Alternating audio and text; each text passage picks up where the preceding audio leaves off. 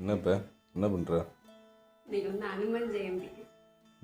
அதனால வந்து அனுமாருக்கு வந்து வெத்தலை மாலை போடலான்னு முடிவு பண்ணியிருக்கேன். ஸோ அதனால அதில் 52 வெத்தலை இருக்குது. சரி சரி. 52 எண்ணி வாங்கிட்டு வந்தியோ? எண்ணி வாங்கிட்டு வந்தேன். 30 ரூபா தான் 52 வெத்தலை. ஸோ வாங்கிட்டு வந்தேன்.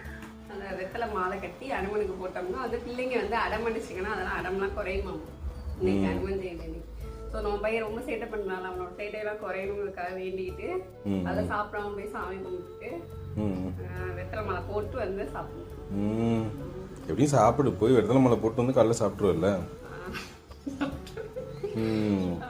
இல்லை இந்த தைக்கிறதெல்லாம் நூல்லாம் எடுத்து வச்சிருக்க, ஊசிலாம் எடுத்து வச்சிருக்க.